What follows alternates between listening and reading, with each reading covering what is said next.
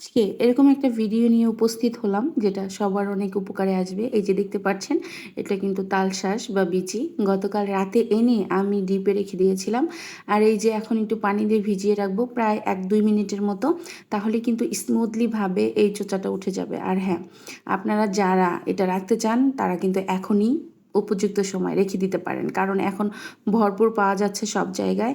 এটাকে এনে কোনো ধোয়াধুয়ি কোনো কিছু করার দরকার নেই। জাস্ট আপনারা একটা বক্সে করে ডিপে রেখে দিবেন। আর বছর শেষ হলে যখন সিজন থাকবে না, তখন কিন্তু মন চাইলে টুস করে নামিয়ে খেতে পারবেন। এটাই হচ্ছে এটার সুবিধা।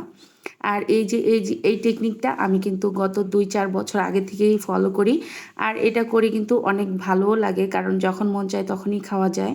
আর এই যে দেখতে পাচ্ছেন স্মুথলি ছুলে যায়। এমনি টাইমে তো আনার সাথে সাথে ছিলে গেলে ছিলে না। তো এই ডিপ থেকে নামিয়ে একটু পানিতে ভিজায় রাখলেই দেখবেন যে খুব সুন্দরভাবে ছেলা যাচ্ছে। আর এই টেকনিকটা ফলো করে কিন্তু আপনারা চাইলে অনেকগুলো করে কিনে ডিপে রেখে দিতে পারেন।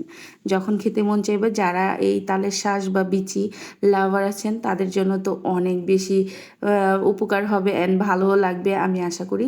আর আজকের এই ভিডিওটা দেখে যারা উপকৃত হয়েছেন বা যাদের কাছে হেল্পফুল মনে হয়েছে, তারা অবশ্যই আমার ভিডিওটা শেয়ার করবেন এবং চ্যানেলটাকে সাবস্ক্রাইব করে পাশে থাকবেন। আশা করি আপনাদেরকে নতুন নতুন ভিডিও উপহার দিতে পারবো। আজকে এই পর্যন্তই। সবাই ভালো থাকবেন। আল্লাহ হাফেজ।